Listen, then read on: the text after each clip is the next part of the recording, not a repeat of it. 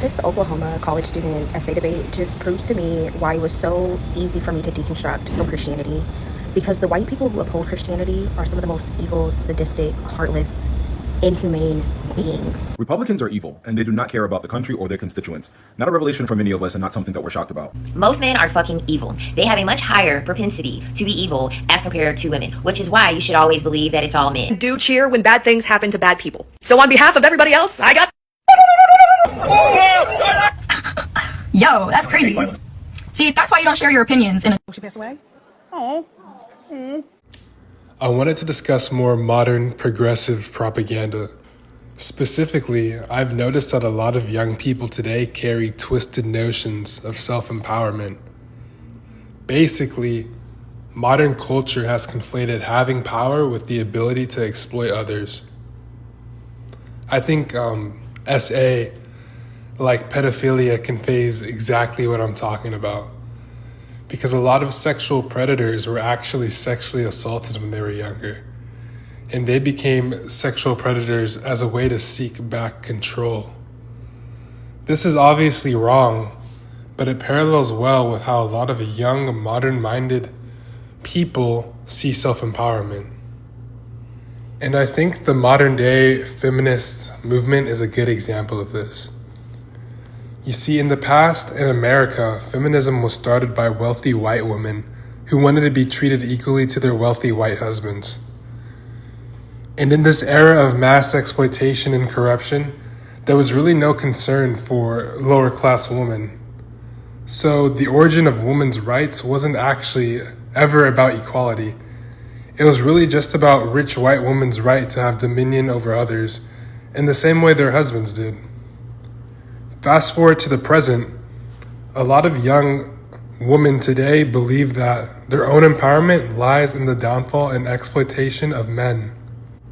And you can see this all over social media and largely in the way a lot of quote unquote progressive women talk today, right? The reaction to Cardi B roofing people, right? The city girl mindset, all men are evil videos. We see those things all the time.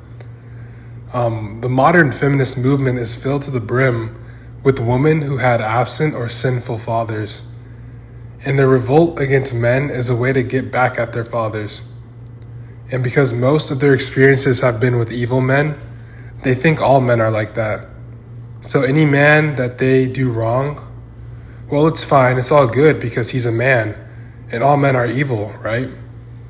I don't respect men. Did you have a father that you respected? I didn't disrespect my father. He wasn't around. Okay, so that's the thing. So stop it there, right? You didn't even have the prime example of what you needed to carry your love for men in your later ages. Your father wasn't there to instill certain traits in you so you will accept a man's love. God's love comes through the father. So since you don't really know how to experience and digest the father's love, that means that you don't really know how to experience and take God's love, because that's where the love trickles down from, right?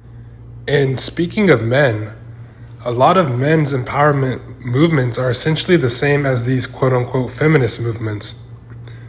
They think that in order for a man to be of high status, he has to have a harem. He has to have a roster of women that are going to let him have sex with him whenever and without any sort of commitment on his part. And the less resources and time the man spends on the girl, the more of a player and a man he is. All of these people, they're all seeing ghosts. They are seeing enemies where there are none. And this is due to their past unreconciled traumatic experiences.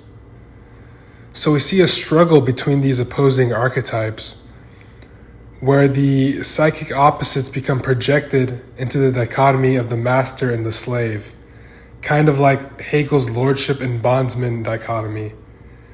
And we see that in this relationship between the master and the slave.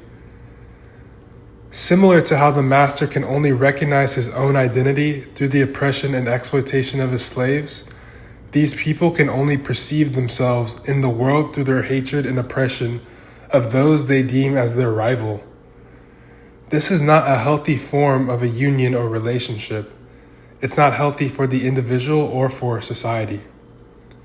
because the master must create slaves to affirm himself, and the slave's resentment builds in the midst of their oppression. This type of relationship and mindset is a breeding ground for endless conflict.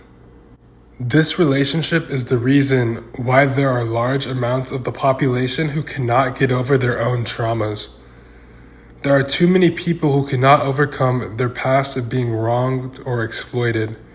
And we see that once these people are in positions of power over others, instead of liberating themselves from their anguish, they continue to perpetuate and repeat the sins of those who wronged them. This has been a major issue throughout time. This culture of resentment, where everything from politics to art is merely a negative reaction to something that already exists. Rarely are things created from genuine free will or a unified, reconciled consciousness. Society, for the most part, is maintained by the mentally ill, the traumatized, and the anguished. These are people who carry hatred in their hearts against their opposite or their rival.